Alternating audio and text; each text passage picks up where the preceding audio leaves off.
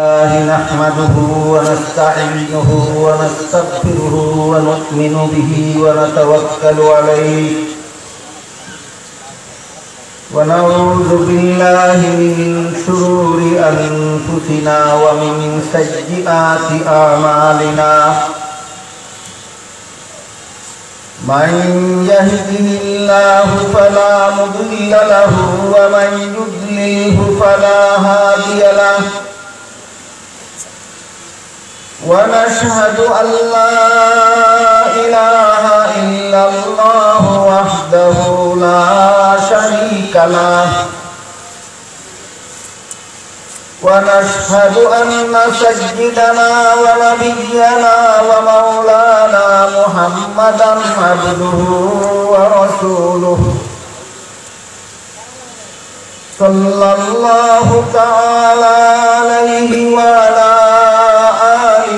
وأصحابه وبارك وسلم أما بعد فأعوذ بالله من الشيطان الرجيم بسم الله الرحمن الرحيم يا أيها الذين آمنوا كتب عليكم الصيام كما كتب على الذين من قبلكم لعلكم تتقون وقال رسول الله صلى الله عليه وسلم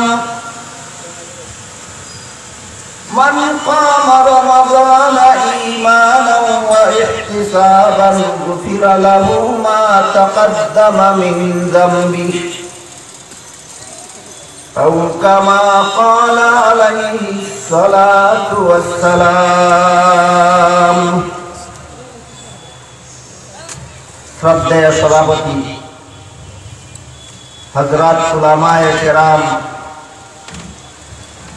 এলাকার সর্বস্তরের মুসলমান ভাইসব ও আমার পর্দানিশীন মা ও বোনেরা, আমি আশা করি মুসলমান হিসাবে আপনারা সবাই জানেন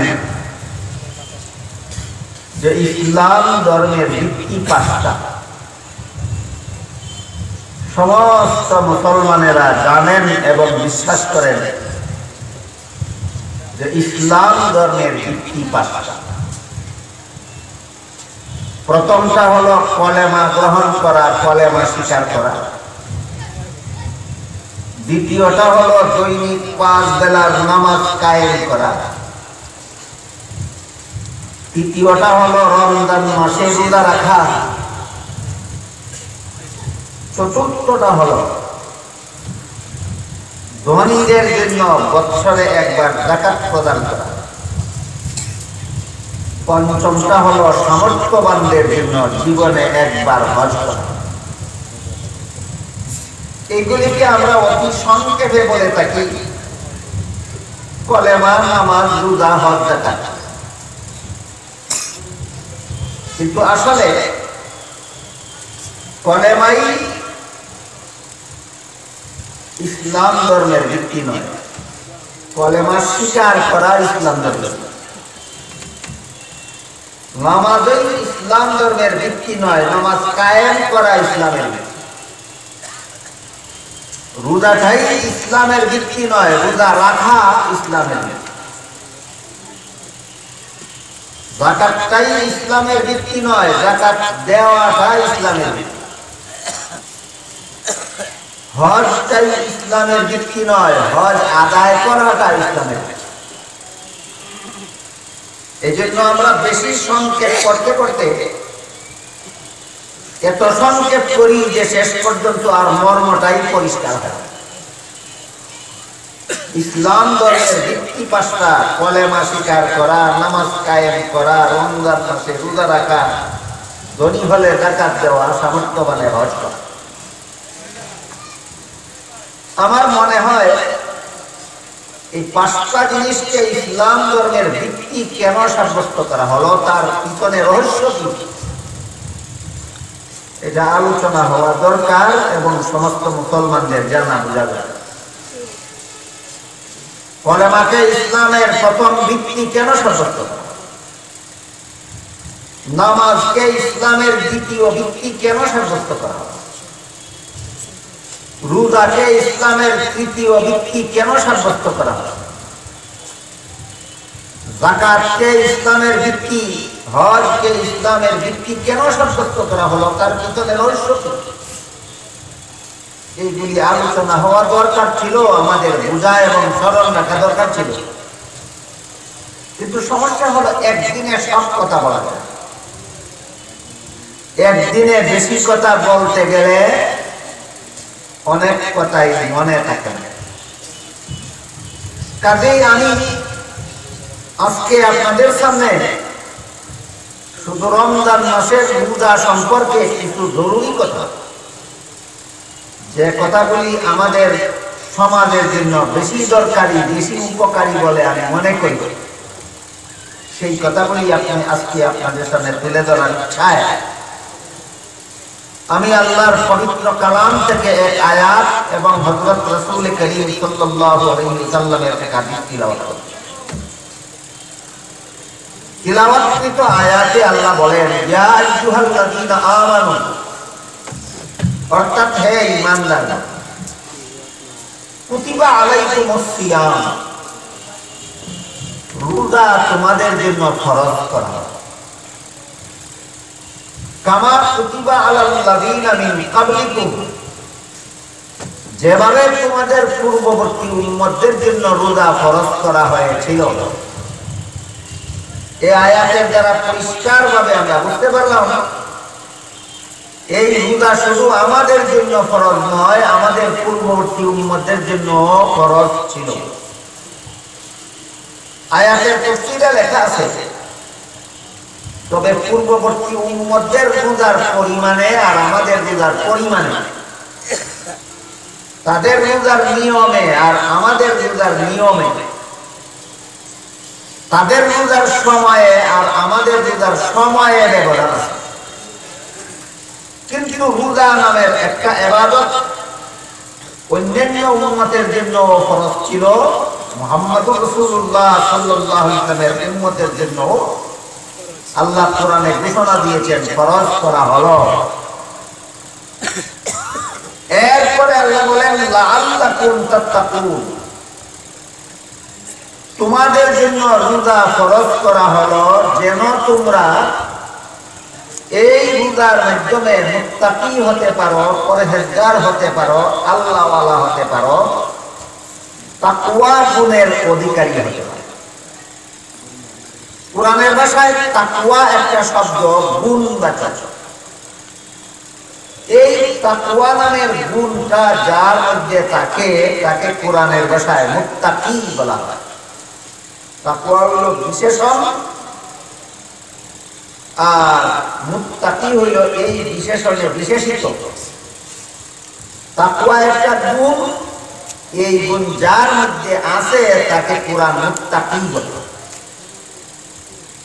তাকওয়া গুণটা কাকে বলে? প্রথমে আমরা এই জিনিসটা পরিষ্কার ভাবে বলে দেব।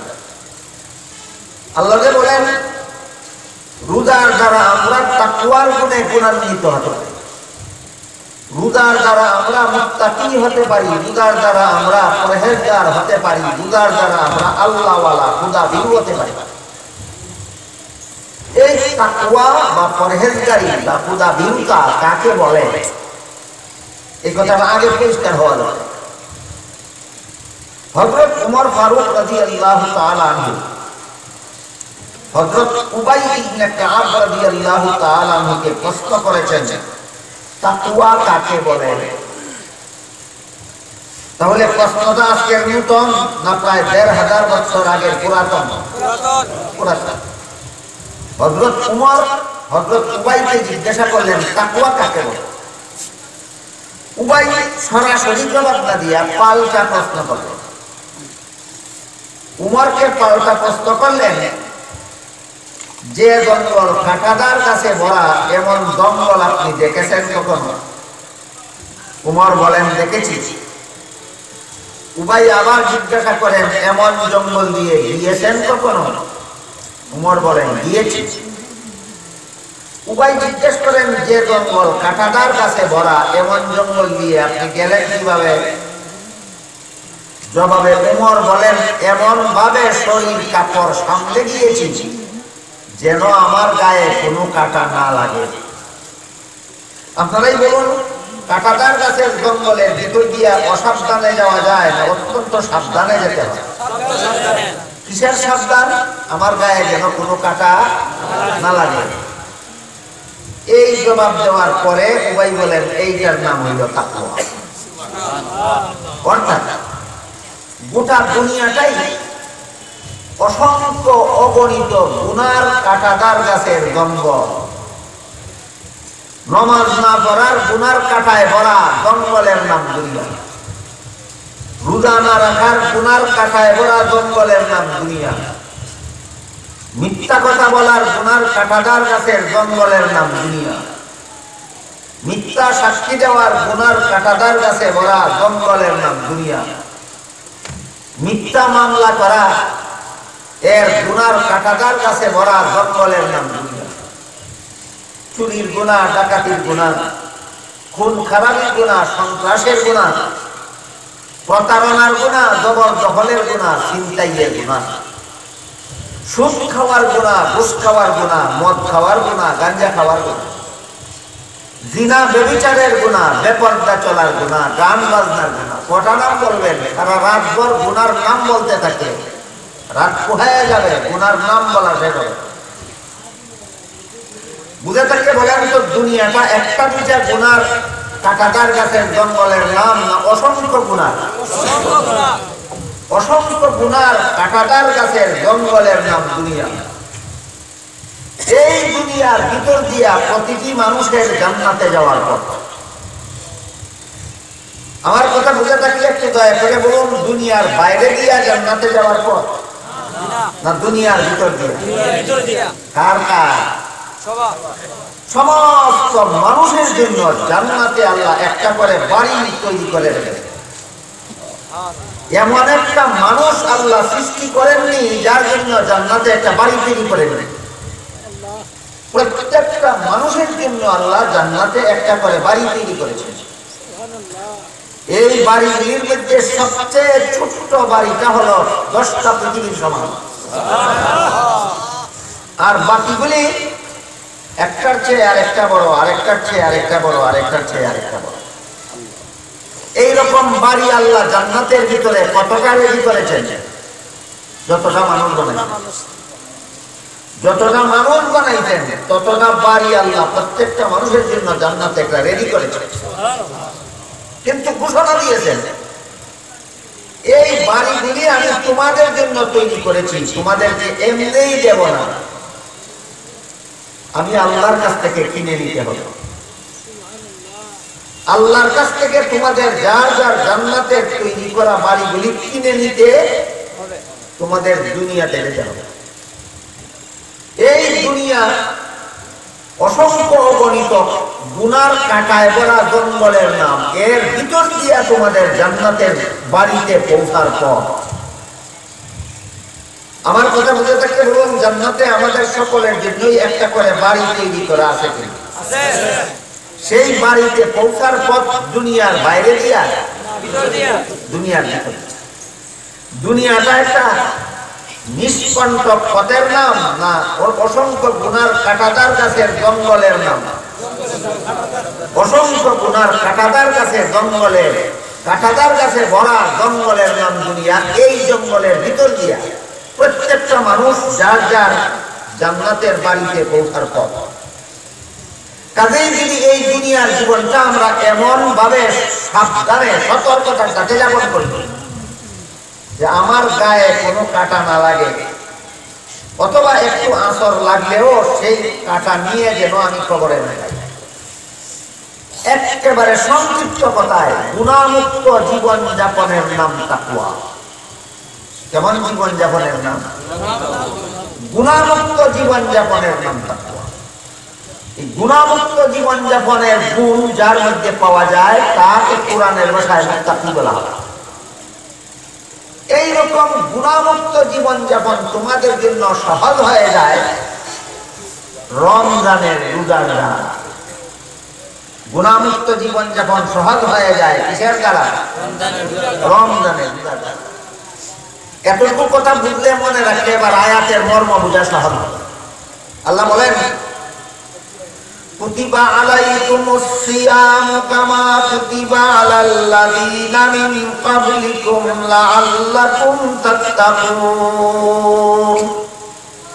তোমাদের জন্য রোজা ফরজ করা হলো যেন তোমরা এই রোজার দ্বারা তাকওয়া অর্জন করতে পারো।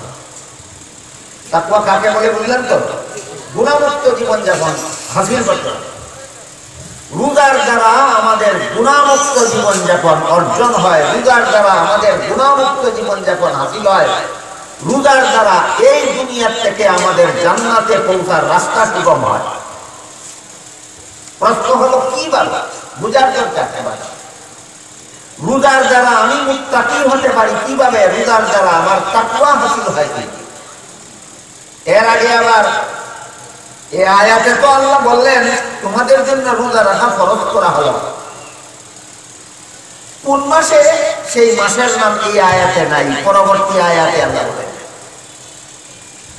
শাহরু রমাদানাল্লাযী উনজিলা ফীহিল কুরআন হুদাল লিন-নাসি ওয়া বায়্যিনাতিন মিনাল হুদা ওয়াল ফুরকান ফামান শাহিদা মিনকুমুশ শাহরা ফালইয়াসুমহু ওয়া মান কানা মারিদান আও আলা সাফারিন ফাইদ্দাতুম মিন আইয়ামিন উখার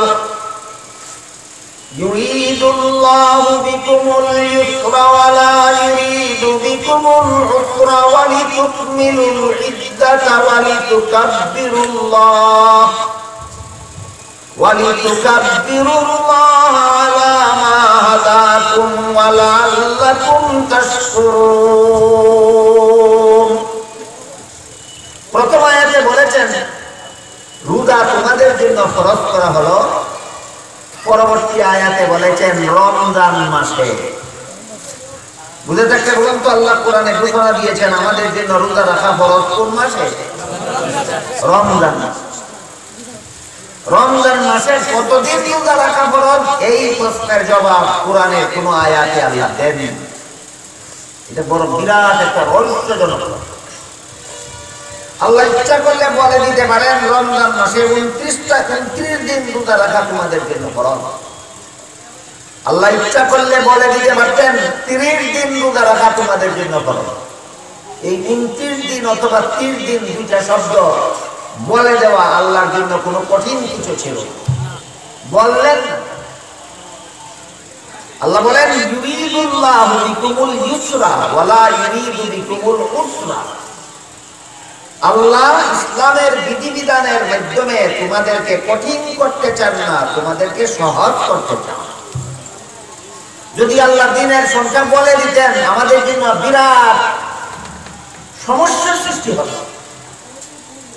যেমন ধরুন যদি আল্লাহ বলে দিতেন রমজান মাস আসার পর থেকে একটানা 30 দিন রোজা রাখা তোমাদের জন্য ফরজ। যদি 30 দিন বলে দিতেন তাহলে যেই বছর রমজান মাসের 29 তারিখ বিকাল বেলা ঈদের চাঁদ দেখা যেত, সেই বছর 30 দিন রোজা রাখার কি উপায় হইত? বুঝলেন না? আল্লাহ যদি বলে দিতেন রমজান মাস আসা মাত্র একাধারে 30 দিন রোজা রাখা তোমাদের জন্য ফরজ করে দেওয়া হলো, তাহলে যেই বছর রমজান মাসের 29 তারিখ বিকাল বেলা ঈদের চাঁদ দেখা যেত, সেই বছর ঈদের দিন রোজা রেখে আমাদের 30-এর সংখ্যা পূরণ করতে হতো। সহজ হতো না কঠিন হতো? আল্লাহ কোরআনে অনেক কথা পরিষ্কার বলেন না কেন আমাদের জন্য কঠিন হয়ে যাবে। আল্লাহ চান না আমাদের জন্য ইসলামের বিধান পালন করা কঠিন হোক, আল্লাহ চান আমাদের জন্য ইসলামের বিধান পালন করা সহজ হোক। এই জন্য আল্লাহ অনেক কথা কোরআনে পরিষ্কার ভাবে বলেন না। তাহলে সমাধানটা আমরা পাবো কোথায়? হাদিস শরীফে রাসূল করিম সাল্লাল্লাহু আলাইহি ওয়াসাল্লাম সমাধান পরিষ্কার করে দিয়ে বলেন, যেই বছর রমজান মাসের 29 তারিখ বিকাল বেলা ঈদের চাঁদ দেখা যাবে সেই বছর 29 রোজা রাখা ফরজ। যেই বছর রমজান মাসের 29 তারিখ বিকাল বেলা ঈদের চাঁদ দেখা যাবে না, সেই বছর 30 রোজা রাখা ফরজ। কোন বছর 29 রোজা ফরজ, কোন বছর 30 রোজা ফরজ? এই প্রশ্নের সমাধান পেলাম আমরা কোরআনে না রাসূলের হাদিসে? রাসূলের। আমি যে কথা বলতেছিলাম সেটা হলো, আগের আয়াতে আল্লাহ বলেছেন তোমাদের জন্য রোজা রাখা ফরজ করা হলো, পরের আয়াতে বলে দিয়েছেন রমজান মাসে দিনের সংখ্যা রাসূল হাদিস শরীফে বলে দিয়েছেন। এই রোজার মাধ্যমে আমরা মুত্তাকি হতে পারি, পরহেজগার হতে পারি, খুদাবি হতে পারি। এই রোজার মাধ্যমে আমাদের গুনাহমুক্ত জীবন যাপন সহজ হয়ে যায়। এটা আল্লাহ বলেছেন লাআল্লাকুম তাত্তাকুন, যাতে তোমরা তাকওয়া অর্জন করতে পারো, যাতে তোমরা মুত্তাকি হতে পারো। এই জন্য তোমাদের জন্য রোজা রাখা ফরজ করা, আমাদের জন্য রোজা ফরজ করা হয়েছে।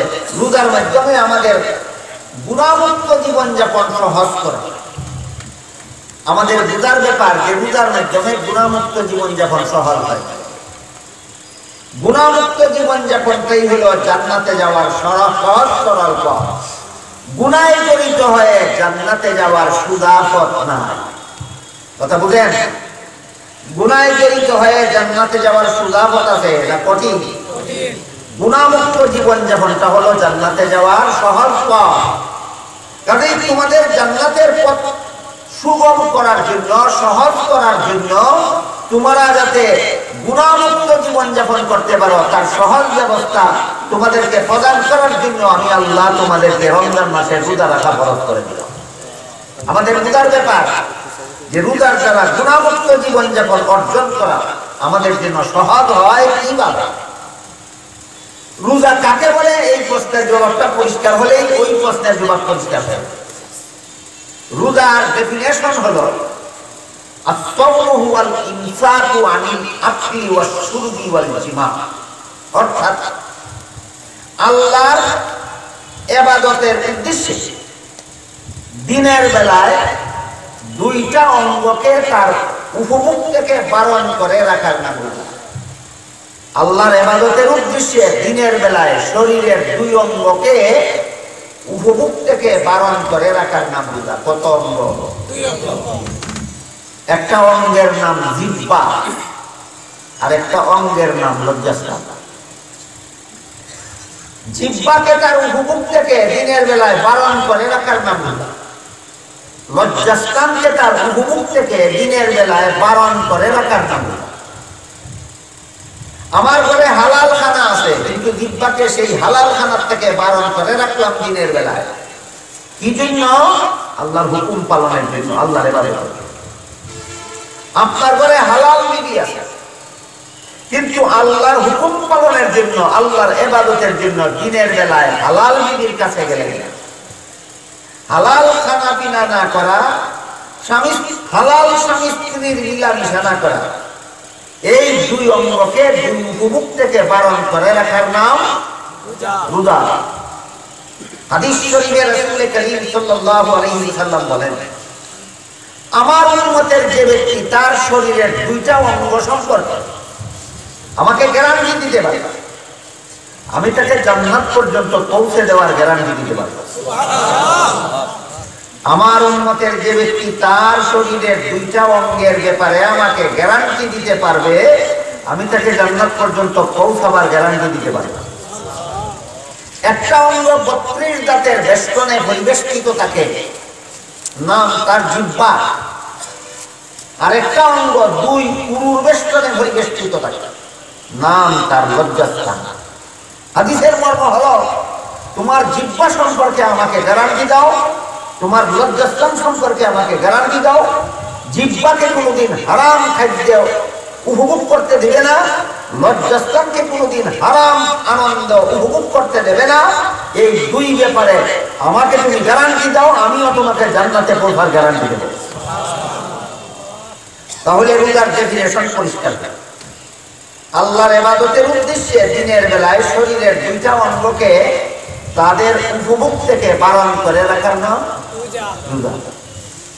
এই রোজা কিভাবে আমার জন্য গুনাহমুক্ত জীবন যাপন সহজ করে দেয়? দিনের বেলায় হালাল খাদ্য থেকে বিরত থাকা, দিনের বেলায় হালাল বিবির কাছ থেকে বিরত থাকলে এই দুইটা বিরতি আমাকে জান্নাতে পৌঁছার পথ সহজ করে দেয় কিভাবে, আমাকে গুনাহমুক্ত জীবন যাপন সহজ করে দেয়। যে ব্যক্তি আল্লাহর ভয়ে হালাল খাদ্য খাওয়ার থেকে বিরত থাকতে পারে, যে ব্যক্তি আল্লাহর ভয়ে হালাল বিবির কাছে যাওয়ার থেকে বিরত থাকতে পারে, তার জন্য সকল প্রকার হারাম কাজ বর্জন করা সহজ হয়ে যায়। কথাটা বুঝলেন কিনা দেখবেন। আমি যদি আল্লাহর ভয়ে হালাল খানা না খাইয়া থাকতে পারি, তাহলে হারাম খানার সাহস করতে পারবো। আমি যদি আল্লাহর ভয়ে হালাল বিবির কাছ থেকে বিরত থাকতে পারি, তাহলে হারাম নারীর কাছে যাওয়ার সাহস করতে পারবো না। এই জন্য আল্লাহ বলেন লাআল্লাকুম তাত্তাকুন, এই রোজার মাধ্যমে তোমরা গুনাহমুক্ত জীবন যাপন হাসিল করতে পারো, এই রোজার মাধ্যমে তোমরা তাকওয়া অর্জন করতে পারো, এই রোজার মাধ্যমে তোমরা মুত্তাকি পরহেজগার আল্লাহওয়ালা খোদা ভীরু হতে পারো। কারণ যে ব্যক্তি এই হালাল খানা ছাড়তে পারলো আল্লাহর ভয়ে, যে ব্যক্তি হালাল বিবি ত্যাগ করতে পারলো আল্লাহর ভয়ে, তার জন্য সকল প্রকার হারাম কাজ ছেড়ে দেওয়া সহজ হয়ে যায়।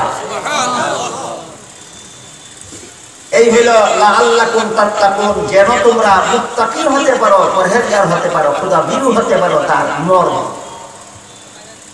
এই দুই জিনিস বর্জন করে দিন যাপন করাকে রোজা বলা হয়।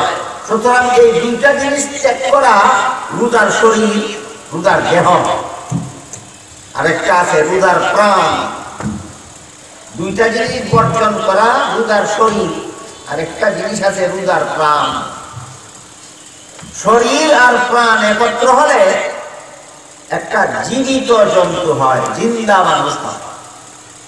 শরীর আলাদা থাকলে, প্রাণ আলাদা থাকলে একটা জিন্দা মানুষ হয় না, শরীর লাশ হইয়া থাকে। আল্লামা জালালউদ্দিন রুমি রহমাতুল্লাহি আলাইহি তার অমর গ্রন্থ মসনবী শরীফে লেখেন, তমরে যাও যাদে তন মস্তুরে নিস, তমরে যাও যাদে তন মস্তুরে নিস, লেকে কসরা দিদে যা দস্তুরে নিস। দেহ এবং আত্মার সমন্বয়ে একজন জীবিত মানুষ হয়। সারা দুনিয়ার মানুষ তা বিশ্বাস করে, অথচ শরীর দেখা যায়, আত্মা দেখা যায় না। কি বলেন আপনারা? দেহ আত্মা দেখা যায় না শরীর দেখা যায়? ঠিক রোজার একটা আছে শরীর, একটা আছে আত্মা। রোজার শরীর দেখা যায়, আমি কোনো খানা পিনা করলাম না। রোজার শরীরটা দেখা যায়, আমি আমার বিবির কাছে গেলাম না। কিন্তু আমার এই রোজার মধ্যে আত্মা আছে না নাই, সেটা দেখা যাওয়ার কোনো উপায় নাই। রোজার সেই আত্মাটা হইল তাকওয়া। দিনের বেলায় খানা পিনা না করা, দিনের বেলায় বিবির কাছে না যাওয়া, শরীরের দুইটা অঙ্গকে এগুলির উপভোগ থেকে বারণ করে রাখা, এটা হলো রোজার শরীর। আর তাকওয়া হাসিল করা হলো রোজার আত্মা। একই আয়াতে আল্লাহ রোজার দুইটা জিনিসের কথা উল্লেখ করেছেন। একটা হলো কুতিবা আলাইকুমুস সিয়াম, দিনের বেলায় খানা পিনা এবং স্বামী স্ত্রী মিলামিশার থেকে বিরত থাকা তোমাদের জন্য ফরজ করা হলো। এটা রোজার শরীর। লাআল্লাকুম তাত্তাকুন, যেন তোমরা গুনাহমুক্ত জীবন যাপন অর্জন করতে পারো। এই গুনাহমুক্তিটা হলো রোজার আত্মা। দিনের বেলায় খানা পিনা না করা, বিবির কাছে না যাওয়া, রোজার শরীর। এটা যদি আমরা করতে পারি, হারাম কাজ ছেড়ে দেওয়া আমাদের জন্য সহজ হয়ে যায়, গুনাহমুক্ত জীবন যাপনের পদ্ধতি আমাদের অর্জন হয়ে যায়। সেটা হলো রোজার আত্মা। রোজার আত্মাটা দেখা যায় না। আমি যে সেহরির সময় খাই, সারাদিন খাই না। আমি যে ইফতারের সময় খাই, এর আগে খাই না। চেষ্টা করলে একজনে দেখতে পারবে, কিন্তু আমি গুনাহমুক্তি অর্জন করতে পারলাম কিনা এটা কেউ চেষ্টা করলেও দেখতে পারবে না। রোজারও একটা শরীর আছে, একটা আত্মা আছে। রোজার শরীর চেষ্টা করলে দেখা যায়, রোজার আত্মা চেষ্টা করলে দেখা যায় না। এই আত্মা এবং শরীরের সমন্বয়ে একটা পরিপূর্ণ রোজা হয়। কেমন রোজা হয়? পরিপূর্ণ নয়। যদি রোজার শরীর থাকে, আত্মা থাকে না, সেটাকে রোজা বলা যায়, কিন্তু পরিপূর্ণ বলা যায় না। যদি আমরা দিনের বেলায় খানা পিনা না করি, যদি আমরা দিনের বেলায় বিবির কাছে না যাই, এটা রোজা, যাকে রোজা বলে, কিন্তু এটা পরিপূর্ণ রোজা নয়। যতক্ষণ পর্যন্ত এর মাধ্যমে আমি তাকওয়া অর্জন করতে না পারি, ততক্ষণ পর্যন্ত আমার রোজার দেহ আছে, প্রাণ নাই। বা রোজার কি আছে, কি নাই? দেহ আছে। দেহ বেশি মূল্যবান না প্রাণ বেশি মূল্যবান? প্রত্যেকটা জিনিসের দেহের চেয়ে প্রাণ বেশি মূল্যবান। বেশি মূল্যবান রোজার প্রাণ, এটার আলোচনা একটু পরে করি। কম হলেও মূল্যবান আছে রোজার দেহ, এটা নিয়ে সামান্য আলোচনা। সেহরির সময় খানা পিনা করবে, সারাদিন খানা পিনা মিলামিশার থেকে বিরত থাকবে, আবার সন্ধ্যার সময় খানা পিনা করবে। আল্লাহ বলেন, فَكُلُوا وَاشْرَبُوا حَتَّى يَتَبَيَّنَ لَكُمُ الْخَيْطُ الْأَبْيَضُ مِنَ الْخَيْطِ الْأَسْوَدِ مِنَ الْفَجْرِ ثُمَّ أَتِمُّوا الصِّيَامَ إِلَى اللَّيْلِ। সেহরির সময় খানা পিনা করো, আবার সন্ধ্যার সময় খানা। এই সেহরি থেকে সন্ধ্যা পর্যন্ত খানা পিনার থেকে বিরত রাখো, স্বামী স্ত্রী মিলামিশার থেকে বিরত রাখো। এটা রোজার প্রাণের বিবরণ, শরীরের বিবরণ। শরীরে রোজার প্রাণ বেশি মূল্যবান, রোজার শরীর অমূল্যবান, প্রাণের চেয়ে কম, তুলনামূলক কম। এই কম মূল্যবানটা নিয়েই আমরা কি পরিমাণ অবজ্ঞা অবহেলা করি, এর কিছু আলোচনা হওয়া দরকার। একটা মাসআলা হয়তো অনেকে জানেন, অনেকে নাও জানতে পারেন। সেটা হলো, কোন একজন মুসলমান যার উপর রোজা ফরজ, সে যদি ইচ্ছাকৃতভাবে রোজাটা রাখে না, তাহলে যে রোজাটা রাখলো না সেটা কাজা করতে হবে, কিন্তু রোজা না রাখার জন্য আর কোনো কাফারা নাই, আর কোনো কাফারা লাগে না। কিন্তু কোন একজন রোজাদার যার উপর রোজা ফরজ, সে রোজা রেখেছিল, রোজা রাখার পরে রোজা রাখার ক্ষমতা থাকা সত্ত্বেও রোজাটা ভেঙে গেল, সে যেই রোজাটা ভেঙে ফেলল সেই রোজার কাজা তো করবেই, আরো একটানা 2 মাস রোজা রেখে তার কাফারা দিতে হবে, ক্ষতিপূরণ দিতে হবে। আমার কথা বুঝে থাকলে বলুন, মশালাটা যাদের জানা আছে বলুন, অথবা এখন যারা বুঝলেন মশালাটা তারা বলুন। একটানা 2 মাস রোজা রাখার কাফারা দিলে যে রোজা মূলই রাখলো না সে, না যে রেখেছিল কিন্তু ভেঙে ফেললো সে? বড় আসামিকে। যে রাখছে এ অন্তত ভাঙ্গার আগ পর্যন্ত আল্লাহরে লড়াইছে। দেখেন বুঝেন কিনা করে, যে রোজাটা রাখলো সে যতক্ষণ পর্যন্ত ভাঙলো না ততক্ষণ পর্যন্ত আল্লাহরে লড়াই রাখছে, শেষ পর্যন্ত আল্লাহর ভয়টা ধরে রাখতে পারবে। আর যে সেহরির সময় জাগলোই না, অথবা জাগলো ইচ্ছাকৃতভাবে সেহরি খাইলই না, রোজার নিয়তই করলো না, হে আল্লাহরে কোন সময় ডরাইল? তাইলে যে রোজাটা রাখলোই না সে মূলই আল্লাহরে ডরাইল, যে রাখছিল ভেঙে ফেললো সে কিছু ডরাইছিল। এবার বলুন কোনটা বড় অপরাধী? যে রাখছে না সে বড় অপরাধী, সে আল্লাহরে মুঠেই ডরাইল, তার কোনো কাফারা নাই। আর যে রাখছিল ভেঙে গেল, আল্লাহরে কিছু না কিছু ডরাইছিল, সে একটানা 2 মাস রোজা রেখে কাফারা নাই। এটা শরীয়তের বিধান।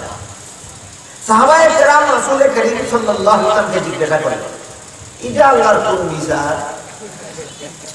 বড় অপরাধীর কোনো পানিশমেন্ট নাই, ছোট অপরাধীর আছে সাজা। আবারও বলুন, এখানে বড় অপরাধী কোনটা, ছোট অপরাধী কোনটা? যে মূলত রোজাটা রাখলোই না সে বড় অপরাধী, তার কোনো সাজা নাই। যে রেখেছিল ভেঙে ফেলেছে সে তুলনামূলক ছোট অপরাধী, তার সাজা কি? একটানা 2 মাস রোজা রেখে শাস্তি ভোগ করতে হবে। এটা কোন বিচার? প্রশ্ন বুঝলেন আপনারা? বড় অপরাধীরা সাজা দেওয়া হইল না, ছোট অপরাধীর? বড় অপরাধীর কোনো সাজা নাই, ছোট অপরাধীর সাজা। এটা কোন বিচার? কারা জিজ্ঞেস করলেন? কাকে? সাহাবায়ে কেরাম জিজ্ঞেস করলেন রাসূল। রাসূল জবাবে বলেন, যেই লোক রোজা রেখেছিল কিন্তু অকারণে ভেঙে ফেলেছে, ভেঙে ফেলার কারণে যে অপরাধটুকু করেছে, একটানা 2 মাস রোজা রাখলে তার ক্ষতিপূরণ হয়ে যায়। একটানা 2 মাস রোজা রাখলে তার ক্ষতিটা পূরণ হয়ে যায়। কিন্তু জেনে শুনে স্বেচ্ছায় সজ্ঞানে যে লোকটা একটা রোজা রাখলোই না, সে বাকি জীবন সারা জীবন ভর রোজা রাখলেও সেই ক্ষতি আর কোনোদিন পূরণ হবে না। তুমি কি কাফারা দিবা? তোমার তো ক্ষতিপূরণ বলতে আর কিছু নাই। কথা বুঝলেন? কাজে কাজে এই হাদিসের দ্বারা আমরা পরিষ্কারভাবে বুঝতে পারলাম যে একটা রোজা স্বেচ্ছায় সজ্ঞানে যে রাখলো না, সে তার কপালে কত বড় কুড়াল মারল। কথাটা বুঝলেন কিনা? স্বেচ্ছায় সজ্ঞানে রমজান মাসের একটা বড় রোজা যে রাখলো না, সে এত বড় ক্ষতিগ্রস্ত নিজে নিজে হইল যে বাকি জীবন সারা জীবন ভর রোজা থাকলেও তার একটা রোজা না রাখার ক্ষতিপূরণ হবে না। গেল যে রাখলো না, তার না যে রাখছিল কিন্তু শরীয়তসম্মত কারণ ছাড়াই ভেঙে ফেললো। কোন কারণ আছে শরীয়তে যে এই সমস্ত কারণে রোজা রাখার পরেও রোজা ভেঙে ফেলা যায় না, রাখার পরেও ভেঙে ফেলা যায় না। যেমন রোজা রাখার পরে দিনের বেলায় এমন জটিল রোগে আক্রান্ত হলো যে এখন বাকি রোজা রাখলে তার চিকিৎসা বিফল হয়। এই বিষয়টা বলে আল্লাহ, বিবরণ দিয়ে আল্লাহ বলেন, فمن كان منكم مريضا أو على سفر فعدة من أيام أخر। তোমাদের কেউ যদি রোগে আক্রান্ত হয় তাহলে সে ওই রমজানের দিনে রোজাটা না রেখে অন্য সময় রাখলেও চলে। এইভাবে কিছু শরীয়তসম্মত কারণ আছে যে কারণে রোজা ভেঙে ফেলা যায়। একজন মেয়ে লোকে সেহরি খাইল, রোজার নিয়ত করলো, রোজা রাখলেন, দিন দুপুরে তার মাসিক ঋতুস্রাব শুরু হয়, বাকি দিন আর রোজা রাখা যায় না, ভেঙে ফেলবে।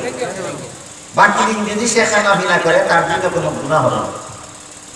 তবে এই ধরনের মেয়ে লোক যারা এই গোপন কারণে তার রোজা ভেঙে গেল, সে খানাপিনা করলে গুনাহ হবে না। তার জন্য উচিত সে যেন কোনো বয়স্ক মানুষকে দেখাইয়া খাইবে দূরের কথা, কোন শিশু বাচ্চাকেও যেন দেখাইয়া না, অত্যন্ত গোপনে লুকাইয়া যেন খানাপিনা করে।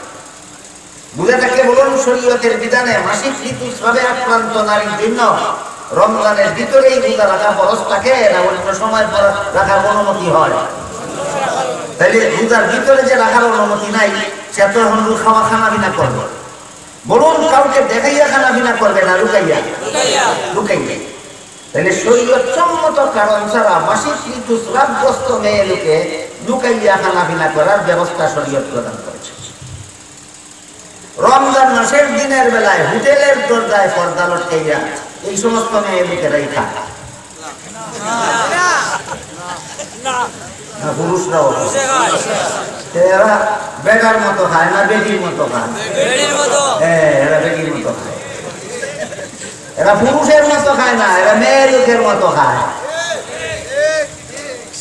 আর হোটেলওয়ালা এত বড় করে নিজে রোজা রাখে, কিন্তু পয়সা দিয়ে কিনে যারা খায় এর কাছে ভাত তরকারি গেছে, কিন্তু নিজে রোজা। তার রোজা সে না রাখলে আল্লাহর কাছে সে জবাব দিবে, আমার বাদ বেচা দরকার। এরকম ভালো মানুষ হোটেল মালিক পাওয়া যায়। এরা কত বড় ভালো মানুষ, এটা কোরআনের আরেকটা আয়াতের দ্বারা আমরা বোঝাচ্ছি। আল্লাহ পাক রব্বুল আলামিন বলেন, তাআওয়ানু আলাল বিররি ওয়াত তাকওয়া ওয়া লা তাআওয়ানু আলাল ইসমি ওয়াল উদওয়ান। যারা নেক কাজ করে তাদের নেক কাজে তুমি সহযোগিতা করো, যারা গুনার কাজ করে তাদের গুনার কাজে তুমি সহযোগিতা করিও না। অন্য আয়াতে আল্লাহ বলেন, নেক কাজে যারা সহযোগিতা করে এরা নেক কাজ করনেওয়ালা যে সওয়াব পায়, সহযোগিতাকারীও সেই সওয়াব পায়। গুনার কাজে যারা সহযোগিতা করে তারা গুনাহগারের যেই গুনাহ হয় সহযোগিতাকারীর আমল নামায় সেই গুনাহ লেখা হয়। এবার বুঝে থাকলে বলুন, আমি একজন হোটেল মালিক, আমি নিজে রোজাদার, আমি রোজা ভাঙি না, কিন্তু আমার পর্দালত কেন গড়ের হোটেলের ভিতরে যারা খাইতে আসে এদের কাছে ভাত তরকারি বিক্রি করি, বলেন গুনার কাজে সহযোগিতা হইল না? আমার যা কামাই করলো আমি তার কাছে বাদ দিচ্ছি, আমার তাই কামাই করলো। কথা বুঝলেন পরিষ্কার? এগুলি তো রোজার দেহ নিয়ে আলোচনা, রোজার আত্মার আলোচনা তো শুরু হয়েছে না, এগুলি হলো রোজার শরীরের আলোচনা। আমার জীবনে এমন কিছু মুসলমান হয়েছে যারা হোটেলের ভিতরে গিয়ে রমজানের দিনের বেলায় পর্দা টানানো হোটেলের ভিতরে গিয়ে যখন খাইতে বসলো, কেউ জিজ্ঞেস করলো রোজাদারেরা তো রমজানের দিনের বেলা খায় না, তুমি রমজানের দিনের বেলা খাইতে আসছো? না, রোজা তো মুসলমানের উপর বড়, আমি হিন্দু এই জন্য খাইতে আসছি। দিনের বেলায় খায় হিন্দু পরিচয় দিয়া, এরাই আবার সন্ধ্যা বেলায় যে মসজিদ বালা ইফতারির আয়োজন হয় সেখানে ইফতারে শরীর হয়। এটা এই সময় মুসলমান পরিচয়, দিনের বেলায় হিন্দু, সন্ধ্যা বেলার মুসলমান। বুঝে থাকতে বলুন, কোন বেলার হিন্দু কোন বেলার মুসলমান? দিনের বেলার হিন্দু, সন্ধ্যা বেলার মুসলমান। অবশ্যই হিন্দু যারা তাদের জন্য রোজা ফরজ নয়, স্মরণ রাখবেন। হিন্দুদের জন্য নামাজ ফরজ নয়, হিন্দুদের জন্য রোজা ফরজ নয়, তাদের জন্য একটা জিনিস মাত্র ফরজ, ইসলাম ধর্ম বিশ্বাস করা ফরজ। অন্যান্য সমস্ত ধর্মাবলম্বীদের জন্য নামাজ রোজা ইত্যাদি ফরজ নয়, শুধু ইসলাম ধর্ম বিশ্বাস করা ফরজ। কাজেই হিন্দুর জন্য যেহেতু রোজা ফরজ না, সে তো খানাপিনা করবেই। রাস্তার পাশে বসে খানাপিনা করবে না পর্দালত কেন হোটেলে বসে দেখাইয়া খাইব না লুকাইয়া? তাইলে দিনের বেলায় পর্দালত কেন হোটেলে বসে লুকাইয়া খাওয়া হয়তো মেয়ে লোকের কাজ আর না হয় হিন্দুর কাজ। হয়তো মেয়ে লোকের কাজ, খুব সব মেয়ে লোকের না, ভাগ মেয়ে লোকের না, ভাগ। ওই সমস্ত মুসলমানদের একটু হায়া লজ্জা থাকা দরকার যারা না ভাগ মেয়ে লোকের মতো খায় অথবা হিন্দুর মতো খায়। হয়তো না ভাগ মেয়ে লোকের মতো খায় পর্দালত কেন হোটেলের ভিতরে, আর না হয় হিন্দুর মতো খায়। হায়া লজ্জা গেল কোথায়? তুমি কিভাবে না ভাগ মেয়ে লোকের মতো পর্দালত কেন হোটেলে বসে গেলে? তুমি কিভাবে হিন্দুর মতো পর্দালত কেন হোটেলে বসে গেলে?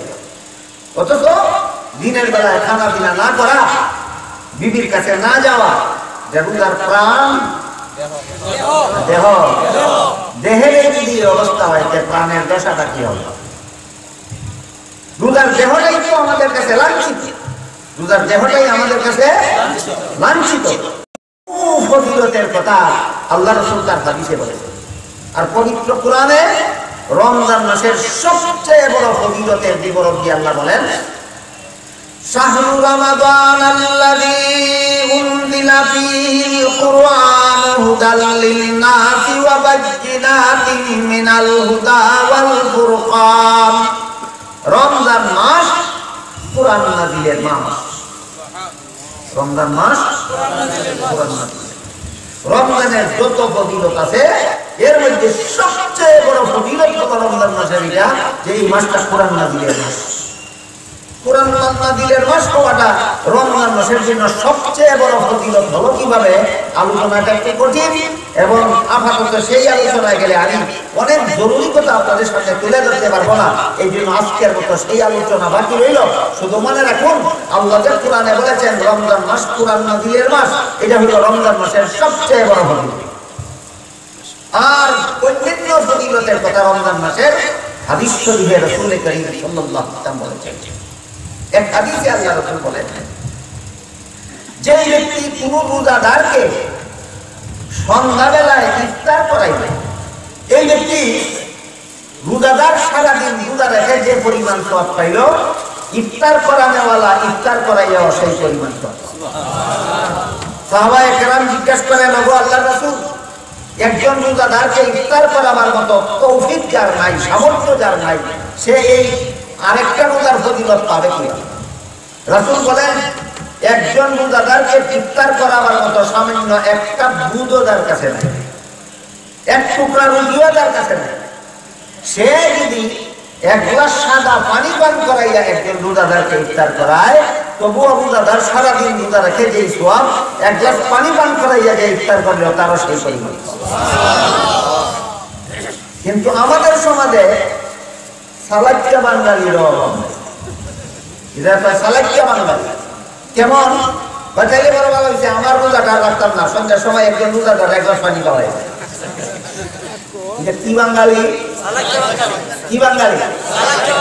আমার রোজাদারকে সারাদিন কষ্ট করে আলাপি। আল্লাহ রাসূল বলছেন একজন রোজাদারকে এক গ্লাস পানি ইফতারের সময় খাওয়াইলে হে সারাদিন রোজাদার খেতে সব পানি খাওয়াইলে যে সে ওই পরিমাণ কম। তাহলে তো আমার ইংলিশ আরে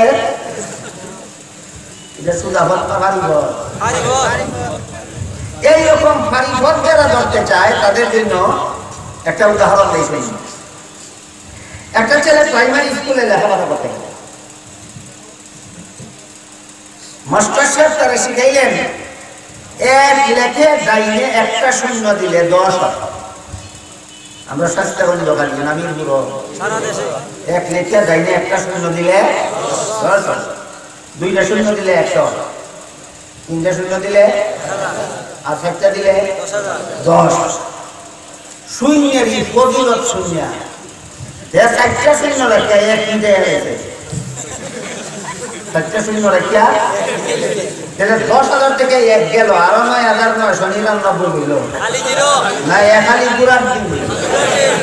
ঠিক তেমনি ভাবে নিজের রোজাটা হইল সংখ্যা, আর রোজাদারে ইফতারি করার কোরআনের ফজিলত হইল শূন্য।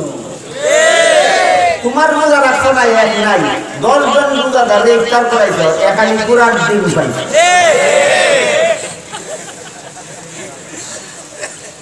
তাতে আল্লাহর দরবারে চালাকির কোনো সুযোগ নাই, আল্লাহর দরবারে চালাকির কোনো সুযোগ নাই।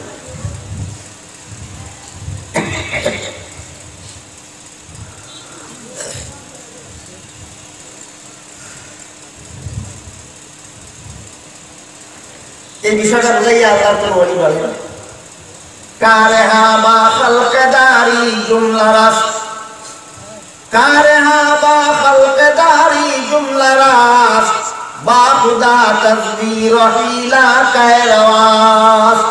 দুনিয়ার মানুষের সাথে চালাকি করা যায়, আল্লাহর সাথে চালাকি করা যায়। বুঝে দেখতে বলুন ইফতারের ফজিলত পাইব নিজের রোজা না রাখলে না নিজের রোজা রাখলে। এবার হাদিসের বাকি অংশ শুনুন। আল্লাহ রাসূল বলেন যে ব্যক্তি একজন রোজাদারকে এক গ্লাস পানি পান করাইয়া ইফতার করাইবে সে আরো একটা রোজার করবে। আর যে ব্যক্তি কোন রোজাদারকে তুষ্ট করিয়া পেট ভরিয়া খাওয়াইয়া দিবে আল্লাহ পাক রব্বুল আলামিন তাকে জান্নাতের নিয়ামত খাওয়াইয়া তুষ্ট করে দেবে।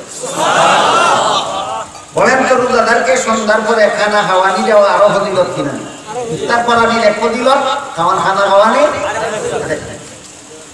হাদিস শরীফে রাসূল করিম সাল্লাল্লাহু আলাইহি ওয়াসাল্লাম বলেন কোন মহাজন যদি তার কর্মচারী দিনের বেলায় কাজকর্ম করে, বেতনভোগী কাজকর্ম, তার বেতন বহাল রেখে দায়িত্ব যদি কিছু মাফ করে দেয়, হাদিসের মর্মটা হলো এই যে আপনি একজন মহাজন, আপনার ঘরে দিনের বেলায় একজন কর্মচারী কাজ করে, কাজকর্ম করে, 5,000 টাকা মাসের বেতন। বেতন ঠিক আছে, কিন্তু রোজার কারণে তোমার 5 ঘন্টা ডিউটি করতে হবে না, 1 ঘন্টার ডিউটি তোমাকে মাফ করে দিলাম। 1,000 টাকা বেতন খাচ্ছিয়া না বেতন ঠিক রাখিয়া? বেতন ঠিক রেখে যদি তার ডিউটির পরিশ্রম কিছু মাফ করে দেয়, আল্লাহর রাসূল বলেন এই মহাজনকে আল্লাহ পাক রব্বুল আলামিন জাহান্নামের শাস্তি মাফ করে দেন। এই সবগুলি আলোচনা রোজার প্রাণ সম্পর্কে না রোজার দেহ সম্পর্কে? এই সবগুলি আলোচনা রোজার দেহ সম্পর্কে। সেহরি খাওয়া রোজার দেহ, ইফতার খাওয়া রোজার দেহ, সারাদিন খানা পিনা না করা রোজার দেহ, সারাদিন স্বামী স্ত্রীর মিলামেশা না করা রোজার দেহ। রোজার দেহটাই তো আমাদের হাতে লাঞ্ছিত, রোজার দেহটাই আমাদের হাতে লাঞ্ছিত।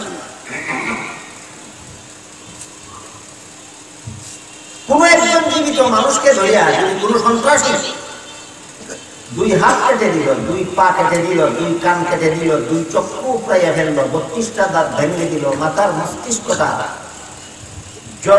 ঝাঁঝরা করে দিল, এই দেহে প্রাণ আরো থাকে?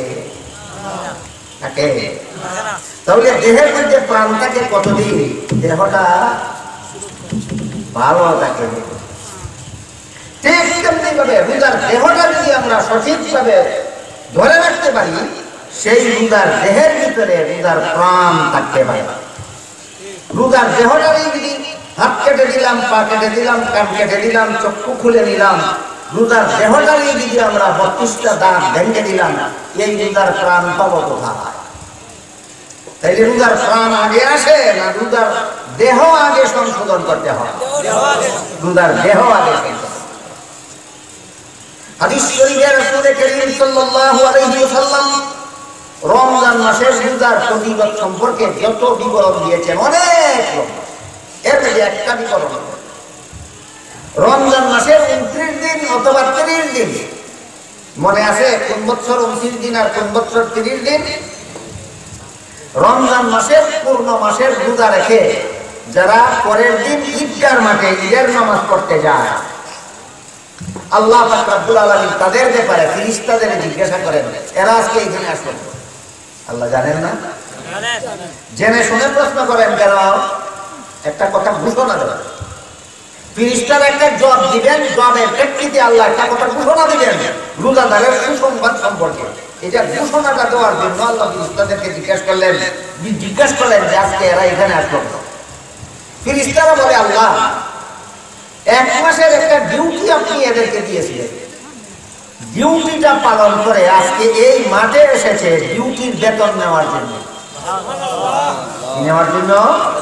বেতন রমজান মাসের ডিউটি পালন করছে, বেতন নিত ঈদগাহ মাঠ করছে। রমজান মাসের ডিউটি পালন করতে বেতন নিত ঈদগাহ মাঠ করছে। আল্লাহ ফেরেশতাদের জিজ্ঞাসা করেন, বলো তো তোমরা এদেরকে কি বেতন দেওয়া যায়? ফেরেশতারা বলেন, হে আল্লাহ, আমরা তো মনে করি ডিউটিটা যারা ঠিক মতো পালন করে এসেছে তাদের বেতনটা পরিপূর্ণভাবে দেওয়া দরকার। ডিউটিটা ঠিক মতো পালন হয়, 32টা দাঁত ভেঙে লাগবে না, দেহটা নিরাপদ থাকলে, শুধু দেহ থাকলে না, প্রাণ সহ। কাজেই রোজার দেহটা যদি আমরা সংরক্ষণ করি এবং রোজার মধ্যে তার প্রাণ তাকওয়া, এই তাকওয়া যদি আমার মধ্যে অর্জন হয়, তাহলে রোজাটা আমি সঠিকভাবে রাখলাম। রোজা কেমনে সঠিক হয় আর কেমনে বেঠিক হয়? রোজার যে সমস্ত শরীরের অঙ্গ প্রত্যঙ্গ আছে, এগুলি যদি আমি অক্ষুণ্ণ অক্ষত আমি সুস্থ রাখি আর এর সাথে যদি আমি তাকওয়া হাসিল করি, তাইলে রোজাটা আমার পরিপূর্ণ হইল। ফেরেশতারা বলেন, ডিউটিটা যারা ঠিক মতো পালন করছে এদের বেতনটা পরিপূর্ণভাবে দেওয়া দরকার। আল্লাহ বলেন, তাহলে তোমরা সাক্ষী রাখো, আমার দেওয়া ডিউটিটা যাতে যারা সঠিকভাবে পালন করলো, আমি এদের জীবনের সব গুনাহ মাফ করে দিলাম। এটাও রোজার ফজিলতগুলির একটা ফজিলত। অন্য হাদিসে উল্লেখ আছে, রমজান মাসের প্রথম 10 দিনে রহমত নাযিল হয়, মধ্যের 10 দিনে গুনাহ মাফ হয়, শেষের দশকে জাহান্নাম থেকে নাজাত দেওয়া হয়।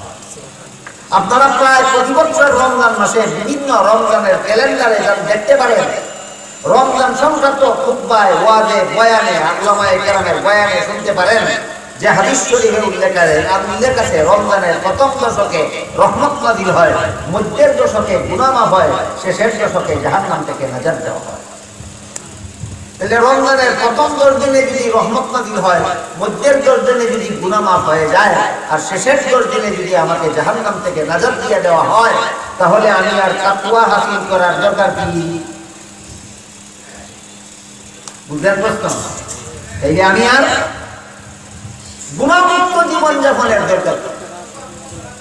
এই প্রশ্নের জবাবে হাদিসের ব্যাখ্যাকারীরা লিখেছে, রমজানের প্রথম দশকেই যারা সকল প্রকার গুনাহ তওবা করে ছেড়ে দিতে পারে, তাদের জন্য বলা হয়েছে রমজানের প্রথম 10 দিনেই রহমত নাযিল শুরু হয়ে যায়। প্রথম 10 দিনেও যারা পারে না, 11 মাস পর্যন্ত যে গুনার অভ্যাস করছে, 11 মাসের গুনার অভ্যাস 10 দিনেও ছাড়াটা হজ নয়। এই জন্য আল্লাহ দ্বিতীয় সুযোগ দান করেছেন, রমজানের দ্বিতীয় দশকেও যদি তুমি 11 মাসের যাবতীয় গুনাহ তওবা করে ছেড়ে দিতে পারো, তবু আমি তোমার জীবনের সব গুনাহ মাফ করে দেব। 20 দিনেও যারা 11 মাসের গুনার অভ্যাস করতে পারে না, এদের জন্য তৃতীয় সুযোগ, রমজানের শেষ দশকেও যদি তুমি তাকওয়া অর্জন করতে পারো, তোমার রোজার মধ্যে প্রাণ সঞ্চার করতে পারো, তাহলে রমজানের শেষ দশকেও আমি তোমাকে জাহান্নাম থেকে নাজাত দেব। বলেন, তাহলে রমজানের দ্বারা রমজানের প্রথম দশকে রহমত নাযিল হয়, মধ্যের দশকে গুনাহ মাফ হয়, শেষের দশকে জাহান্নাম থেকে নাজাত দেওয়া হয় শুধু রমজানের দেহের কারণে না প্রাণ থাকলে? রমজানের প্রাণটার নাম হইল তাকওয়া। রমজানের প্রাণের নাম তাকওয়া। প্রথম দশকে যদি আমি তাকওয়া অর্জন করতে পারি, আমার জন্য প্রথম দশকেই রহমত নাযিল শুরু হয়ে যাবে। মধ্যের দশকে যদি আমি গুনাহ ফেলে দিতে পারি, মধ্যের দশকে আমার জীবনের গুনাহ মাফ হয়ে যাবে। শেষ দশকেও যদি আমি তাকওয়া অর্জন করতে পারি, শেষ দশকেও আমাকে জাহান্নাম থেকে নাজাতের ঘোষণা করে দেওয়া হবে। আমি যখন ঈদগার মাঠে নামাজ পড়তে যাব, আল্লাহ ফেরেশতাদেরকে সাক্ষী করে বলবেন, হ্যাঁ ফেরেশতারা তোমরা সাক্ষী রাখো, আমার এই রোজাদার যথাযথভাবে রোজা পালন করেছে, আমি তার জীবনের সমস্ত গুনাহ মাফ করে দেব। তাই আল্লাহ পাক রব্বুল আলামিন বলেন, কুতিবা আলাইকুমুস সিয়ামু কামা কুতিবা আলাল লাযীনা মিন ক্বাবলিকুম লাআল্লাকুম তাত্তাকুন। রোজা তোমাদের জন্য ফরজ করা হলো, এই রোজার মাধ্যমে তোমরা তাকওয়া হাসিল করতে পারো। খানাপিনা বন্ধ করা রোজার দেহ, আর তাকওয়া হাসিল করা রোজার প্রাণ। দেহ আর প্রাণের সমন্বয় যেখানে হয়, সেখানে যেভাবে একটা পরিপূর্ণ মানুষ হয়, ঠিক তেমনি ভাবে রোজার দেহ আর রোজার প্রাণের যখন সমন্বয় ঘটে, তখন সেটা পরিপূর্ণ রোজা হয়। এই পরিপূর্ণ রোজার পুরস্কার প্রথম দশক রহমতের, দ্বিতীয় দশক মাগফিরাতের, তৃতীয় দশক জাহান্নাম থেকে নাজাত। এই রমজান মাসের আমল সম্পর্কে হাদিস শরীফে আল্লাহ রাসূল বলেন, রমজান মাসের দিনের বেলায় রোজা রাখা আল্লাহ তোমাদের জন্য ফরজ করেছেন। রাতের বেলায় তারাবিহের নামাজ পড়া আমি রাসূল তোমাদের জন্য সুন্নাত করেছি। রমজানের আমলই দুইটা, দিনের রোজা, রাতের তারাবি। দিনের রোজা, রাতের তারাবি বুঝাতে কে বলুন? রমজানের আমল কটা? দুইটা, দিনের রোজা, রাতে কুরআন তেলাওয়াত 12 মাসও করা যায়, তাই কি না? তাসবিহ 12 মাসও করা যায়, ওয়াজিফা জিকির 12 মাসও করা যায়, দোয়া দুরূদ 12 মাসও করা যায়, কুরআন খতম 12 মাসও করা যায়। কিন্তু রমজানের রোজা আর রাতের তারাবি রমজান মাস ছাড়া আর কোনো মাসে করা যায় না। তাইলে রোজার আমল কটা? দিনের রোজা, রাতের তারাবি। দিনের রোজা হলো আল্লাহর ফরজ, আর রাতের তারাবি হলো রাসূলের সুন্নাত। দিনের রোজা আল্লাহর ফরজ, রাতের তারাবি রাসূলের সুন্নাত। রোজা যদি পরিপূর্ণ হয় আমার, এই রোজার কারণে আমার জীবনের গুনাহ মাফ হয়। এর মধ্যে যদি কিছু ত্রুটি বিচ্যুতি হইয়া যায়, হয় না? আমি তাকওয়া বর্জনের চেষ্টা করলাম, মাঝে মধ্যে কিছু ত্রুটি বিচ্যুতি হয়ে গেল। আমি খানাপিনা বর্জনেরও চেষ্টা করলাম, মাঝে মধ্যে কিছু ত্রুটি বিচ্যুতি হয়ে গেল। খানাপিনা বর্জনের মধ্যে আবার ত্রুটি বিচ্যুতি কি? প্রশ্ন জাগতে পারে। ধরুন একজন রোজাদার নিজের রোজার কথা ভুলে গেল, ভুলে গিয়ে দিনের বেলায় খানাপিনা করে ফেলল। এটা কি যথাযথ রোজা না ত্রুটিপূর্ণ? ত্রুটিপূর্ণ। তার রোজার মধ্যে ত্রুটি হইল। তাফসীরের কিতাবে মুফাসসিরিনে কেরাম লিখেছেন, যদি কোন জোয়ান মানুষ রোজা ভুলে খানাপিনা শুরু করে, তাহলে তোমরা যারা দেখো সাথে সাথে তার রোজার কথা স্মরণ করে দাও। গলার থেকে মুখের ভিতরে যা কিছু ছিল সবগুলি ফেলে দিয়ে পুলি করে ফেললে তার রোজা হয়ে যাবে, রোজা ভাঙবে না। যার রোজা রাখার ক্ষমতা আছে, সে যদি রোজা ভুলে খানাপিনা শুরু করে, আমরা যারা দেখবো তাকে স্মরণ করে দেব, মুখের ভিতরে সব কিছু ফেলে দিয়ে পুলি করে ফেললে তার রোজা ভাঙবে। কিন্তু কোনো বৃদ্ধ মানুষ যার রোজা রাখতে কষ্ট হয়, তারে যদি তোমরা কেউ দেখো রোজা ভুলে খানাপিনা শুরু করে দিয়েছে, চোখ থাকো, কথা কইও না। খানা শেষ করলে পরে কইও, চাচা যা খাই ঢোকাই তরকারি না, তুমি রোজা রাখছো। তাকে আল্লাহ খাওয়ায়, কে খাওয়ায়? জন্মেলায় যে আদা খাইলো আপনি স্মরণ করারই লাগে, আর বুড়া বেলায় যে ফেট বইটা খাইলো আপনি স্মরণ করারই লাগে। এটা কিন্তু তুমি বিচ্ছুতি নয় না, তুমি বিচ্ছুতি না। এই রমজানের রোজা রাখাতে আল্লাহর ফরজ, এর এতে যদি কারো পক্ষ থেকে কোনো রকমের ত্রুটি বিচ্যুতি হয়, ওই ত্রুটিটা আল্লাহ তারাবির সিলায় মাফ করে দেয়। তাহলে তারাবিও রোজার একটা পরিপূরক, তারাবিও রোজার একটা পরিপূরক।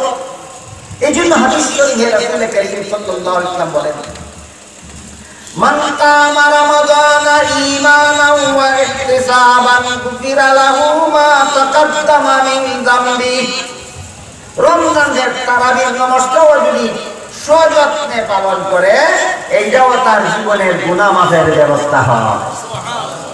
সারাদিন রোজা রাখাটাও গুনাহ মাফের ব্যবস্থা, রমজানের তারাবি করাটাও গুনাহ মাফের ব্যবস্থা। এই যে তারাবির যত ফজিলত আছে, এই যে তারাবির একটা ফজিলত। আর তারাবির বিধিবিধান সংক্রান্ত ব্যাপার সেখানে হাদিসে উল্লেখ আছে। মুসান্নাফে ইবনে আবি শায়বা নামক হাদিসের কিতাবে উল্লেখ আছে, আল্লাহর রাসূল সাল্লাল্লাহু আলাইহি ওয়াসাল্লাম এই যে বলেছেন যে যে ব্যক্তি রমজান মাসে রাতে তারাবির নামাজ পড়ল, এই রাতের নফল নামাজগুলিকে, রাতের সুন্নত নামাজগুলিকে হাদিসের ভাষায় রাতের নামাজ বলা হয়। রাত্রে যে সমস্ত নামাজ আমরা আলাদাভাবে পড়ি, তাহাজ্জুদ পড়ি, তারাবি পড়ি, আওয়াবিন পড়ি, এইগুলি যে পড়ি, এইগুলিকে হাদিসের ভাষায় রাতের নামাজ বলা হয়। কিসের নামাজ? রাতের। হাদিস শরীফে উল্লেখ আছে, হযরত রাসূল কারীম সাল্লাল্লাহু আলাইহি ওয়াসাল্লাম এই রাতের নামাজ বিতির সহ 11 রাকাত, বিতির সহ 11 রাকাত। তাহলে বিতিরের 11 রাকাত থেকে বিতিরের 3 রাকাত বাদ দিলে কয় রাকাত থাকে? 8। যেই হাদিসে এই কথাটা উল্লেখ আছে, সেই হাদিসে সাথে উল্লেখ আছে এই 8 রাকাত নামাজ রাসূল 12 মাস পড়তেন। 12 মাস 8 রাকাত রাতের নামাজ রাসূল কোন মাসে পড়তেন? 12 মাস। 12 মাসে যে রাতের নামাজ পড়া হয়, এই নামাজটার নাম কি? তাহাজ্জুদ। পরিষ্কার কথা, এটার নাম তাহাজ্জুদ। আমাদের সমাজে কিছু চরমপন্থী ভ্রান্ত মতবাদী মুসলমানের আবির্ভাব হয়েছে। এরা বলে তারাবির নামাজ 20 রাকাত নয়, তারাবির নামাজ 8 রাকাত। দলিল? দলিল আল্লাহ রাসূল বিতির সহ 11 রাকাত। 11 রাকাত থেকে বিতিরের 3 রাকাত বাদ দিলে 8 রাকাত থাকে। এই হাদিস পরিষ্কার, তারাবির নামাজ 8 রাকাত। আমার কথা বুঝে থাকতে বলুন যে রাতের নামাজ 8 রাকাত বলা হয়েছে হাদিসে, এটা তারাবি। তাহলে কোন হাদিস দিয়া কোন আমলের দলিল দিল? কোন হাদিসের দ্বারা কিসের দলিল দিল? তাহাজ্জুদের হাদিস দিয়া তারাবির দলিল দিল। এটা নবীর হাদিস নিয়ে কাটকুটি আর জালিয়াতি ছাড়া আর কিছু নয়। অথচ ভিন্ন হাদিসে আছে রাসূল কারীম সাল্লাল্লাহু আলাইহি ওয়াসাল্লাম এই রাতের নামাজ বিতির সহ 23 রাকাত পড়েছেন। ভিন্ন হাদিসে আছে রাসূল রাতের নামাজ বিতির সহ 23 রাকাত পড়েছেন। এবার বলুন 23 রাকাত থেকে বিতিরের 3 রাকাত বাদ দিলে কত রাকাত থাকে? 20 রাকাত। এই হাদিসে উল্লেখ আছে এই 20 রাকাত নামাজ রাসূল শুধু রমজানে পড়েছেন। শুধু রমজানে যে রাসূল 20 রাকাত পড়েছেন, এই নামাজটার নাম কি? তাহলে তারাবির হাদিস আলাদা, রাকাত সংখ্যা 20 রাকাত। তাহাজ্জুদের হাদিস আলাদা, রাকাত সংখ্যা 8 রাকাত। তারাবির হাদিস আলাদা, তাহাজ্জুদের হাদিস আলাদা। তারাবির রাকাত সংখ্যা 20 রাকাত, তাহাজ্জুদের রাকাত সংখ্যা 8 রাকাত। কাজী জগা খিচুড়ি পাকাবার ফাঁক ফুকর আল্লাহর কোরআনে, নবীর হাদিসে নাই। এই কথা যখন বলা হয় যে হাদিস শরীফে উল্লেখ আছে আল্লাহ রাসূল তারাবির নামাজ 20 রাকাত করেছেন, সাথে সাথে কয় হাদিসটা দলিল। সাথে সাথে কয় হাদিস। আমি একটা কথা বলি, জয়ীফ শব্দের অর্থ দুর্বল। জয়ীফ শব্দের অর্থ দুর্বল। হাদিস জয়ীফের অর্থ তুমি যদি মনে করো হাদিস দুর্বল, তাহলে 1 নম্বরে জবাব দাও তোমার নবী দুর্বল কথা জীবনে কতটা বলেছে? আপনারা কি বলেন? আপনাদের নবী জীবনে দুর্বল কথা বলেছেন কতটা? তাহলে হাদিস দুর্বল বলতে তুমি কি কোরআন কি বুঝো? নবীর হাদিস আবার দুর্বল হয় কি? নবীর কথা দুর্বল নয়, বর্ণনাকারীর যোগ্যতায় দুর্বল। বর্ণনাকারীর যে বর্ণনাকারীর যোগ্যতায় দুর্বলতা থাকার কারণে ইলমে হাদিসের পরিভাষায় হাদিসকে দঈফ হাদিস বলা হয় এই দুর্বল যোগ্যতা সম্পন্ন বর্ণনাকারীর জন্মের আগে, তার মা বাবার জন্মের আগের থেকে সাহাবায়ে কেরাম, খুলাফায়ে রাশিদিন, সারা দুনিয়ার সমস্ত মুসলমানগণ এই হাদিসের ভিত্তিতে তারাবির নামাজ 20 রাকাত পড়া শুরু করেছে।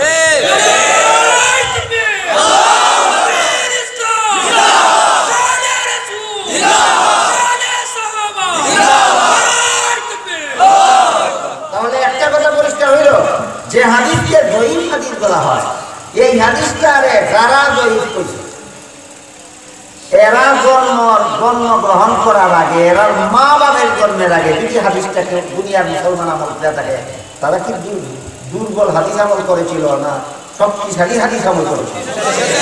যেই হাদিসের অবস্থা এমন হয়, এই হাদিস পরবর্তী কোন লোকের জয়ীফ বলার কারণে, দুর্বল বলার কারণে হাদিস জয়ীফ হয় না, এটা সহিহ হাদিস খবরে মুতাওয়াতিরের পর্যায়ে পৌঁছে যায়। আরেকটা হাদিস আছে এটা বর্ণনাকারীর যোগ্যতার দ্বারাই সহিহ হাদিস, সেটা হলো হাদিস শরীফে রাসূল করিম সাল্লাল্লাহু আলাইহি ওয়াসাল্লাম বলেন, আলাইকুম বিসুন্নতি ওয়া সুন্নাতিল খুলাফাইর রাশিদিনাল মাহদিয়িন। আমার সুন্নাত পালন করতে তোমরা যেভাবে বাধ্য, তেমনি ভাবে আমার খুলাফায়ে রাশিদিনের সুন্নাত পালন করতেও তোমরা বাধ্য। কিছু সুন্নাত আছে রাসূলের সুন্নাত, আর কিছু সুন্নাত আছে রাসূলের 4 খলিফার কোন এক খলিফার চালু করা সুন্নাত। রাসূল কি বলেছেন? শুধু আমার সুন্নাত পালন করবে না, আমার খলিফাগণের সুন্নাতও পালন করতে হবে।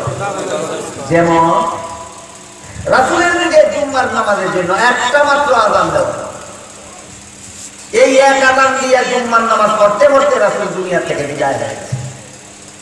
আস্তে আস্তে মুসল্লির সংখ্যা বাড়তে লাগলো, আস্তে আস্তে মুসলমানের সংখ্যা বাড়তে লাগলো, শেষ পর্যন্ত এই বিভিন্ন রকমের ব্যবসায়ী, দোকানদার, সংসারের কর্মকাজে ব্যস্ত মুসলমানেরা জুম্মার এক আযান কোন সময় দেওয়া হলো অনেক খেয়াল নেই। হযরত উসমান রাদিয়াল্লাহু আনহু আরেকটা আযানের ব্যবস্থা, প্রথম আযানেই যেন বাজারের লোকের কান খাড়া হইয়া যায়, প্রথম আযানেই যেন দোকানদারদের কান খাড়া হইয়া যায়, প্রথম আযানেই যেন খরিদ্দারদের কান খাড়া হইয়া যায় যে জুম্মার প্রথম আযান হয়ে গেছে, দ্বিতীয় আযানের আগে আগে আমার মসজিদে পৌঁছাতে হবে। বলুন তো, 2 আযান নবীর সুন্নাত না খুলাফায়ে রাশিদিনের? যেমন ভাবে জুম্মার এক আযান নবীর সুন্নাত, আরেক আযান খুলাফায়ে রাশিদিনের সুন্নাত। রাসূল বলেছেন আমার সুন্নাত পালন করতেও তোমরা বাধ্য, আমার খুলাফায়ে রাশিদিনের সুন্নাত পালন করতেও তোমরা বাধ্য।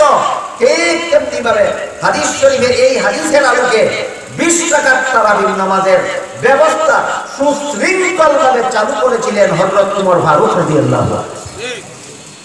রাসূল 20 রাকাত তারাবির নামাজ প্রত্যেকদিন মসজিদে গিয়ে জামাতের সাথে পড়েননি।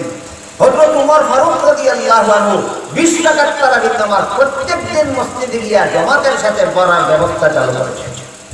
কাজেই রাসূলের সুন্নাত হিসাবে আমরা তারাবির নামাজ 20 রাকাত পড়ব, তারাবির নামাজ পড়ব, আর হযরত ওমরের সুন্নাত হিসাবে আমরা মসজিদে গিয়ে 20 রাকাত নামাজ জামাতের সাথে পড়ব।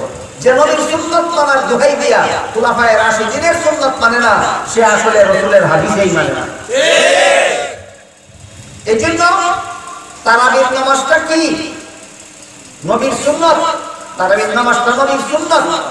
আর রমজান মাসের দিনের বেলা রোজা রাখাটা আল্লাহর ফরজ।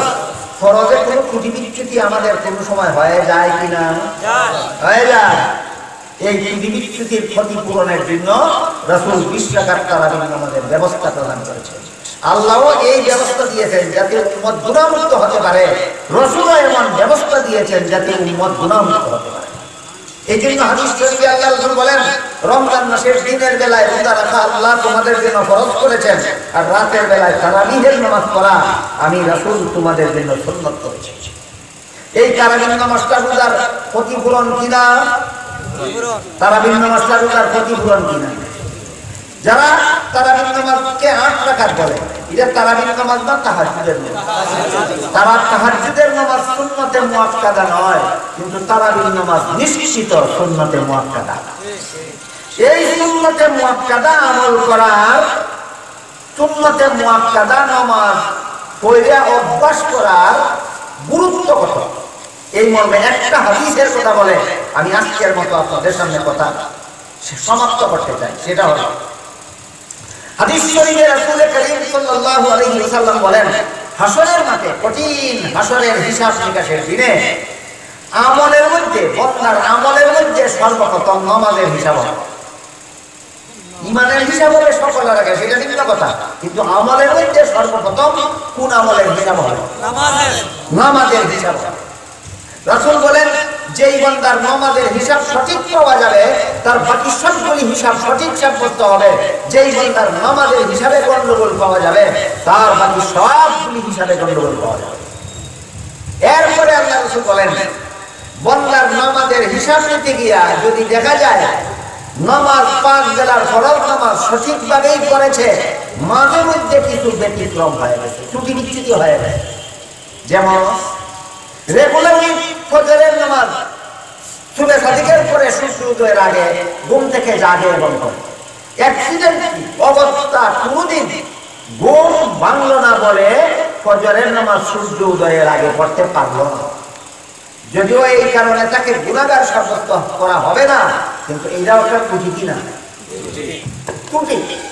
আল্লাহ রাসূল বলেন, যারা এই 5 বেলার ফরজ নামাজ ঠিক মতো পালন করেছে, এদের যদি মাঝে মধ্যে কোনো ফরজ নামাজে ত্রুটি হইয়া যায় তাহলে 70টা সুন্নত নামাজের দ্বারা একটা ফরজ নামাজের ক্ষতিপূরণ দেওয়া হবে হিসাবে। কতটা সুন্নত নামাজের দ্বারা কতটা ফরজ নামাজের কাফারা দেওয়া হবে? যখন তার একটা ফরজ নামাজ সময় মতো পড়তে পারছে না, ধরা পড়বে, আল্লাহ ফেরেশতাকে বলবেন, ফেরেশতা দেখো তো এই বান্দার আমল নামায় সুন্নত নামাজ আছে কিনা। ফেরেশতারা বলবেন আছে। আল্লাহ বলবেন, তার আমল নামার 70 রাকাত সুন্নত নামাজের দ্বারা 1 রাকাত ফরজের ক্ষতিপূরণ দিয়া দাও, তবু আমার বান্দারে নাজাতের ব্যবস্থা করে দাও। রাসূলের হাদিস দিলে তাকে বলুন তো, কত রাকাত সুন্নতের দ্বারা কত রাকাত ফরজের কাফারা হবে? 70 রাকাত। একদিন কি আপনার ঘুম ভাঙলো না, ফজরের 2 রাকাত ফরজ নামাজ পড়তে পারলেন না, কত রাকাত সুন্নতের দ্বারা কাফারা হবে? 140। 1 রাকাতের ক্ষতিপূরণ হবে 70 রাকাত দিয়া, আর 2 রাকাত ফরজের ক্ষতিপূরণ হবে 140 রাকাত সুন্নত দিয়া। কোনদিনই তারাবির নামাজ পড়ে না, মসজিদে আসে 8 রাকাত নামাজ ধীরে সালাম ধীরে বেরিয়ে যায়, তারপর তারাবি 8 রাকাত হয়, অথচ এটা তারাবি না, এটা তাহাজ্জুদ। এটা রাত শেষ রাতে গরম লাগে, প্রথম রাতে পড়লে হয় না। বলেন, তাহাজ্জুদের নামাজ প্রথম রাতে পড়ার সময় না শেষ রাতে? আর তারাবির নামাজ পড়ে ওই না, আর তাহাজ্জুদটাও হলো প্রথম রাতে। ওই একজনে বিশেষ কথা কেমনে বুঝায়, বাংলা একটা কথা কয়, আমও গেল চালাও গেল, আমও গেল, তারাবিও পড়লো না, আম গেল। আর তাহাজ্জুদের 8 রাকাত 12টার আগে পড়লো, চালাও গেল। এদের কি গেল? আমও গেল, চালাও গেল। তুমি যদি কোনোদিন ফজরের সময় ঘুম না ভাঙার কারণে 2 রাকাত ফরজ না পড়ে তাকে দেখো না, কোনোদিন এমন কারণ না যে তাহাজ্জুদও গেল তারাবিও হলো না, হের কোনদিন ফজর কাজা হয়েছে না? কি পুরা দিন দিয়ে হাসরের মাঠে তোমার 2 রাকাত ফরজের কাফারা দিবা। এই জন্য হাদিস শরীফে রাসূল বলেন, রমজান মাসের দিনের বেলা রোজা রাখা আল্লাহ তোমাদের জন্য ফরজ করেছেন, আর রাতের বেলা তারাবির নামাজ পড়া আমি রাসূল তোমাদের জন্য সুন্নাত করেছি। তবে রমজানের আরেকটা বলি, সেটা হলো যে কোনো ইবাদতের সওয়াব 70 গুণ বেশি। একবার সুবহানাল্লাহ বললে 70 বার সুবহানাল্লাহ পড়ার সওয়াব, 1 টাকা দান করলে 70 টাকা দান করার সওয়াব, 1 খতম কোরআন পড়লে 70 রাকাত কোরআন পড়ার সওয়াব। হাদিস শরীফে রাসূল করিম সাল্লাল্লাহু আলাইহি ওয়াসাল্লাম পরিষ্কার ভাষায় বলেছেন, রমজান মাসে যে ব্যক্তি একটা নফল বন্দেগী করবে, এই একটা নফল বন্দেগীর দ্বারা তার একটা ফরজ বন্দেগীর সমান হবে। তাহলে একটা ফরজ বন্দেগী সমান কতটা নফল বন্দেগী? 70টা। তাইলে রমজান নফল বন্দেগীও 70 গুণ বেশি সওয়াব, 70টা নফল বন্দেগীর দ্বারা এই জন্যই একটা ফরজ বন্দেগীর সমান সওয়াব হয়। আর যে ব্যক্তি হাদিস শরীফে আল্লাহ রাসূল বলেন, রমজান মাসে যে ব্যক্তি একটা ফরজ বন্দেগী করবে তার 70টা ফরজ বন্দেগীর সমান সওয়াব। তাইলে এক কথায় সারমর্ম হলো, রমজানে সকল প্রকার ইবাদত বন্দেগীর সওয়াব 70 গুণ বেশি। সকল প্রকার ইবাদত বন্দেগীর সওয়াব 70 গুণ বেশি। ফকির মিসকিনকে 100 টাকা দান করবেন, 7000 টাকা দান করার সওয়াব পাইবেন।